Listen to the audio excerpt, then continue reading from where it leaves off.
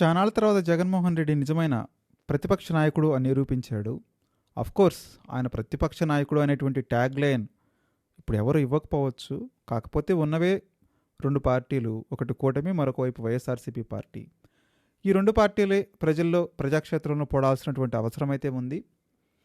So, కాబట్టి కూటమి అధికారంలో ఉంది కాబట్టి వైసీపీ పార్టీ ఇప్పుడు ప్రతిపక్ష పార్టీగానే జనం గుర్తిస్తారు. మనం గుర్తిద్దాం. సో, ఈరోజు ఏదైతే గాదె సాయికృష్ణ ఇష్యూ మీద జగన్మోహన్ రెడ్డి చేసినటువంటి కామెంట్స్ నిజంగానే చాలా వైరల్గా ఉన్నాయి. అంటే ఒక్కొక్క మాట కూడా ఒక్కొక్క తోటలాగా పేలింది. అంటే ఏదైతే ప్రతిపక్ష పార్టీ ప్రజలు అవకాశం ఇస్తే మళ్ళీ ఎన్నికల్లో గెలిచే అవకాశం ఉంది చెప్పేటువంటి పార్టీలు ప్రశ్నిస్తే ఆ ప్రశ్నకు విలువ ఉంటుంది. ఏదైతే పరిపాలకులు ఉంటారో వాళ్ళు కూడా గుర్తించడం జరుగుతుంది. సో, ఈరోజు జగన్మోహన్ రెడ్డి ప్రెస్ మీట్లో ఏం మాట్లాడాడంటే, అసలు so called capital city, so called district head quarters అని చెప్తున్నాడు విజయవాడలోని.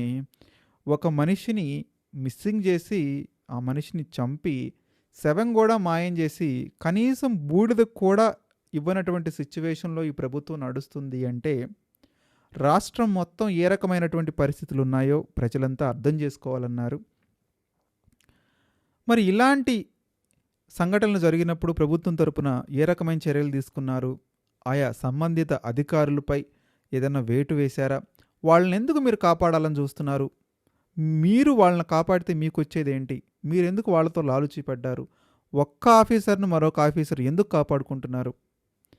ఇదంతా ఒక ఎత్తైతే అసలు మెయిన్ హైలైట్ ఏంటంటే, ఎందుకు సీసీటీవీ ఫుటేజ్ మాయమైపోయింది?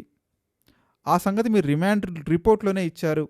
ఇదంతా తెలిసే కదా కోర్టు సీసీటీవీ ఫుటేజ్ను జాగ్రత్తగా భద్రపరచమని చెప్పింది. సీసీటీవీ ఫుటేజ్ మాయమైపోవటం ఏంటి?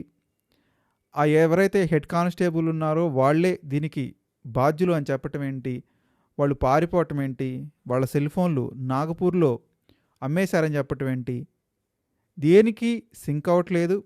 ఇది ఇల్లాజికల్గా ఉంది. లాజికల్ లేని ఇన్ఫర్మేషన్ని రిమాండ్ రిపోర్ట్లో రాశారు. సరే, అక్కడ మీరు ఏదైతే సీసీటీవీ ఫుటేజ్ మిస్ అవుతుందంటున్నారో మల్టిపుల్ వేస్ ఉన్నాయి.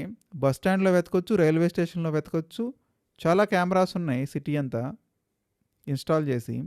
వాటిల్లో ఆ ఇన్ఫర్మేషన్ మీరు తీసుకోవచ్చు కదా. శవాన్ని మాయం చేయటం, పోలీస్ స్టేషన్ నుంచి శవాన్ని మాయం చేసేటప్పుడు ఎలా మాయం చేశారో ఎక్కడో చోట రికార్డ్ అవుతుంది కదా అని ఒక్కొక్క ప్రశ్న జగన్మోహన్ రెడ్డి అడుగుతుంటే అవి నిజంగానే గట్టిగానే తగిలింది ప్రభుత్వానికి. ఏదో కవరప్ చేసే, ప్యాచప్ చేసే విధానాన్ని జగన్మోహన్ రెడ్డి అడ్డుకుంటున్నట్టుగానే ఉంది. అంటే మొత్తానికి స్క్రిప్ట్ ఎవరు రాశారో స్క్రిప్ట్ బాగానే రాశారు, ప్రశ్నలు కూడా బాగానే అడిగాడు.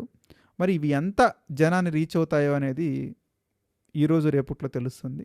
మీరు కూడా మీ అభిప్రాయాన్ని కామెంట్ రూపంలో తెలియజేయండి.